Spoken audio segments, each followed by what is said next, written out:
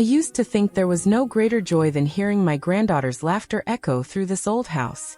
The sound filled every empty space that once belonged to my husband's voice, every silent hour I had spent after he passed away. But lately that laughter, as precious as it is, comes at a price I can't always afford. It was Friday morning when my daughter, Mara, called. I was sitting by the kitchen window, my tea gone cold, watching the neighborhood children run to school. My heart had been fluttering strangely for days, and I had finally managed to get an appointment with Dr. Harris for Saturday morning. It wasn't easy, he was booked for weeks. "Mom," Mara said, her voice brisk as always, "can you take Lily this weekend? We're going to be out of town." I hesitated. My hand trembled slightly as I held the phone. "Sweetheart, I can't this time. I have a doctor's appointment Saturday morning. I've been feeling a bit." "Oh, Mom," she interrupted with a laugh that wasn't quite amused. "Can't you reschedule? It's just one weekend. We really need a break." I closed my eyes. I could almost see her rolling hers, that impatient frown she used to give me when she was a teenager. "Honey, it's important. I've been feeling lightheaded lately, and Dr. Harris." "Emu." The tone sharpened, and suddenly she wasn't my daughter but a woman used to getting her way. "You're overreacting. You always think it's something serious. You've been fine." Her words stung more than I wanted to admit. I swallowed hard, forcing my voice to stay calm. "Mara, I love Lily more than anything. But I need to take care of myself too." There was a long pause, the kind that makes the air between two people go cold. Then she sighed. "Fine. I'll figure something out," she said flatly. "I just thought you'd want to spend time with your granddaughter." The guilt sank into my chest like a stone. After we hung up, I sat there for a while, staring at the photo on the fridge. The three of us at Lily's third birthday. Mara smiling, Lily covered in frosting, and me in the background holding the cake. Always holding something for them. Always making sure everything was perfect. The next day, I tried to rest, but I couldn't shake the unease. My heart felt heavy, both from worry and from something deeper. The quiet ache of being taken for granted. I had given Mara everything. My time, my savings, my energy. When her marriage hit a rough patch, I was the one who took Lily so she could focus on herself. When she bought her new house, I painted walls and scrubbed floors like a hired hand. It wasn't that I minded helping. Love makes service feel like purpose. But lately, it seemed that my purpose had been reduced to convenience. That evening, as I folded laundry, my chest tightened again. I sat down, breathing through the discomfort, reminding myself I'd see Dr. Harris soon. Maybe it was just stress. Maybe I was just tired. Then the phone buzzed. A message from Mara. "We really need you, Mom. The sitter canceled. Please don't make this difficult." My fingers hovered over the reply button. The words blurred through the tears I hadn't realized were falling. At 75, I shouldn't have to beg for the right to rest. For the first time in my life, I decided to choose myself, even if it meant disappointing my only daughter. "I'm sorry, Mara." I typed back slowly. "I can't this weekend." I hit send, my heart trembling, not from illness this time, but from something far more painful. The quiet realization that love, when unreciprocated, can hurt more than any disease. Saturday morning arrived with the soft hum of rain against my window. I had laid out my coat, purse, and medical papers neatly on the dining table, ready for my appointment with Dr. Harris. For the first time in months, I felt like I was doing something for myself, something that didn't involve dishes, diapers, or endless errands. I had just finished my toast when a car horn blared outside. I frowned, setting my cup down. Through the lace curtains, I saw Mara's SUV parked in front of my house. My heart sank. She got out, dressed casually but in a rush, her husband Tom right behind her, hauling Lily's pink travel bag. And before I could even step outside, they were at the door. "Mara," I said, my voice tight with disbelief. "What are you doing here?" "Mom, I told you the sitter canceled." She brushed past me into the living room, setting Lily down. "We didn't have a choice." Tom gave a quick, guilty smile. "Sorry, Evelyn. It's just for 2 days. We'll be back Sunday night." I stared at them, the rain dripping off their jackets, their smiles fixed and unbothered. "Mara, I told you I have an appointment today. I can't. You can reschedule, Mom, she said curtly, already zipping Lily's jacket off. It's not like it's life or death. Her words hit harder than she knew. I've already waited weeks, I whispered. And I haven't been feeling well. Please, Mom, she said, finally softening her tone. The one she used when she needed something. We really need this time away. You love spending time with Lily.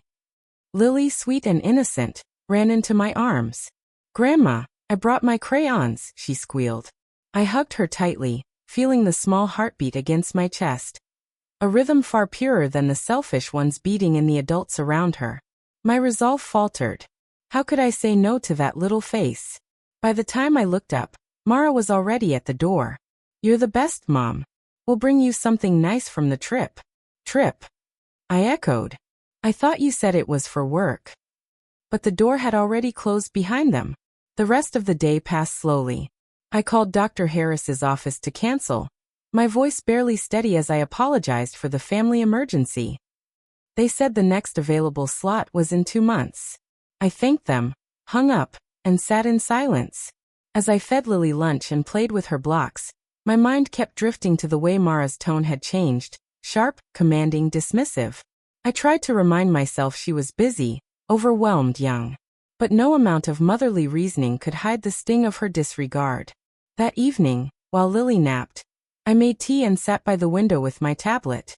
I wasn't looking for anything, just mindlessly scrolling, until a photo caught my eye. There they were, Mara and Tom, laughing on a beach, champagne glasses in hand. The caption read, "Finally, some much-needed relaxation in the Bahamas." My breath caught in my throat. My hands trembled as I set the tablet down. The lie hit me harder than I expected. Not because of the trip, but because of what it meant. I wasn't just being used. I was being lied to. I looked around the house, the toys scattered across the rug, the empty cup by the sink, the framed photos on the wall. Every corner whispered memories of the sacrifices I had made for her.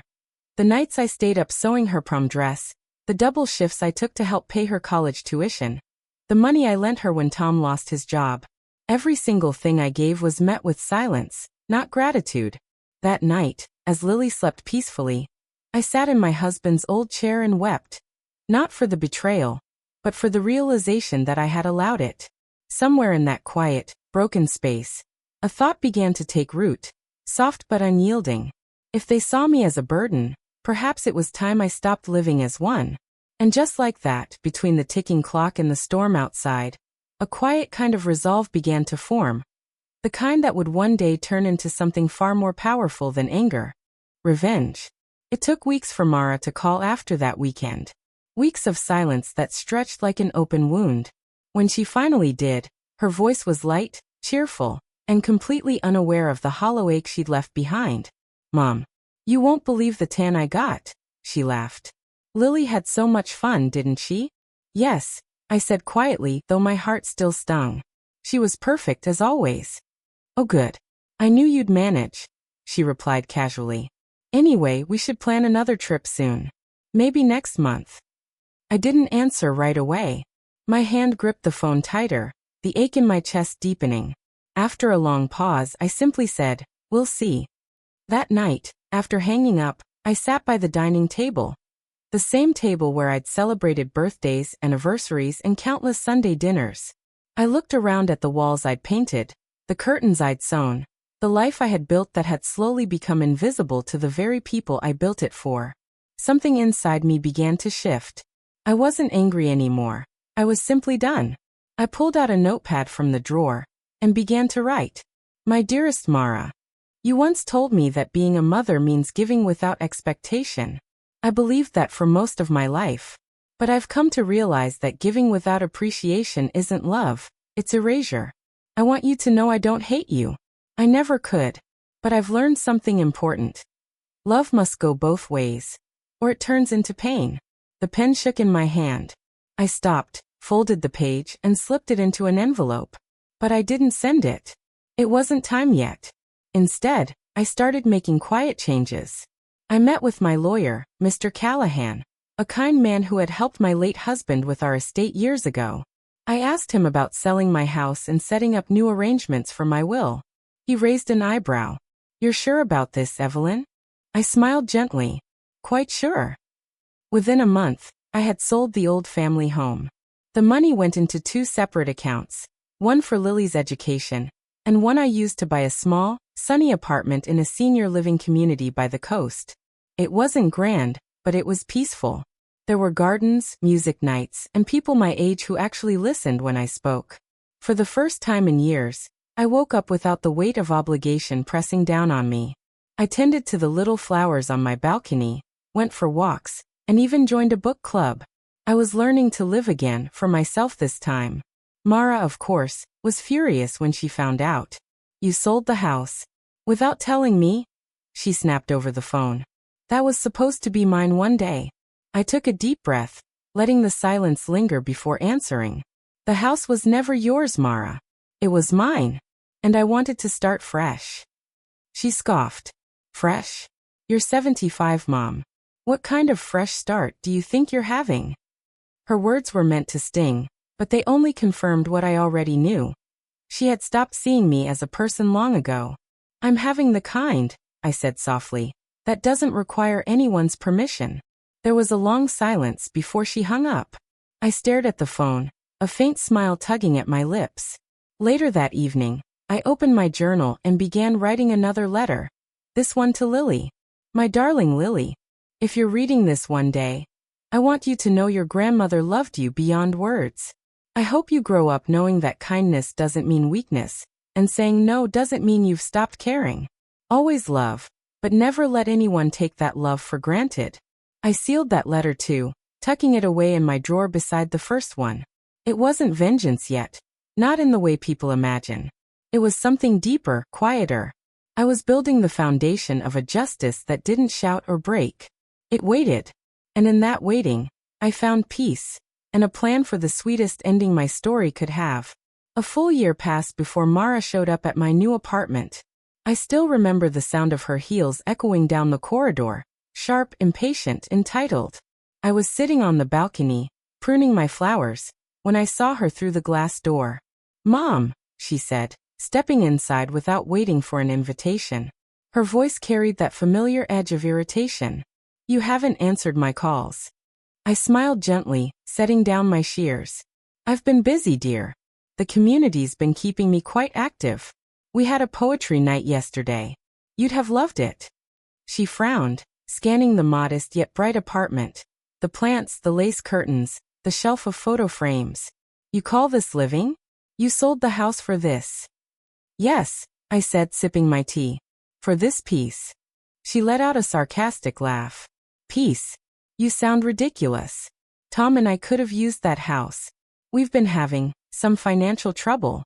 You could have at least talked to me first. Her words hung heavy in the air. I looked at her. The daughter I had once carried through sleepless nights. The girl I'd defended against a cruel world. Somewhere along the way, she'd stopped seeing love as a gift and started seeing it as an entitlement. I didn't think you'd be interested in my decisions, Mara, I said quietly. You never asked before. She sighed, softening her tone. Mom, I didn't mean to upset you. We just need a bit of help. Maybe a loan? Just until we sell the condo. I studied her carefully. The woman before me was not cruel, just careless. Careless with time, with people, with gratitude. And maybe, just maybe, it was time for her to understand the difference between generosity and servitude. I'm sorry, sweetheart, I said, my voice calm and steady. My finances are taken care of. I've invested them somewhere meaningful. Her eyes narrowed. Invested? In what? I smiled softly. In people who still remember what care feels like. She stared at me, confused then angry. You can't be serious. You gave away your money. I didn't answer. I just sipped my tea. After she stormed out that day, I sat for a long time on that balcony, watching the sunset bleed across the sky. There was a strange stillness in me, not triumph, not guilt, just peace. Months later, the inevitable happened. My health began to fade, quietly but steadily. The heart that had endured too much began to slow down, and I knew my time was nearing its close. When I passed, I imagine it was in my sleep, gentle, unburdened, and ready. The letter I'd left with my lawyer was to be opened at the will reading, with both Mara and Lily present. The room was tense, Mara's eyes swollen from tears she didn't understand. She sat beside Tom, fidgeting with her ring, expecting the inevitable inheritance that would solve her financial woes. Mr. Callahan, my lawyer, cleared his throat. As per Evelyn's will, he began, the estate, savings, and all financial assets are to be divided as follows. 80% will go to a trust fund for her granddaughter, Lillian Cooper, to be used for her education and future. The remaining 20% will be donated to the Silver Hope Foundation, a charity supporting elderly care. Mara's face went pale. What about me? She demanded. I'm her daughter. Mr. Callahan looked at her, then unfolded a smaller letter, the one titled To My Daughter, Mara. He read aloud. My dear Mara, I gave you my time, my love, and my years, all freely. But love cannot be measured in money or obligation. I watched you grow into a woman, but somewhere along the way, you forgot that love is not ownership. I hope, one day, you will see that what I've done is not punishment, but a lesson, the one I should have taught you long ago. Never take a heart for granted that beats for you. All I ever wanted was for you to learn how to love without asking what you'd gain from it. With all my love, Mom. The room was silent.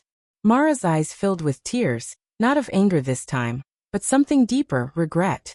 She looked at the lawyer, then at Lily, who sat quietly holding a small photo of me smiling. Grandma always said love should feel like coming home, Lily whispered. Mara broke down then, sobbing into her hands.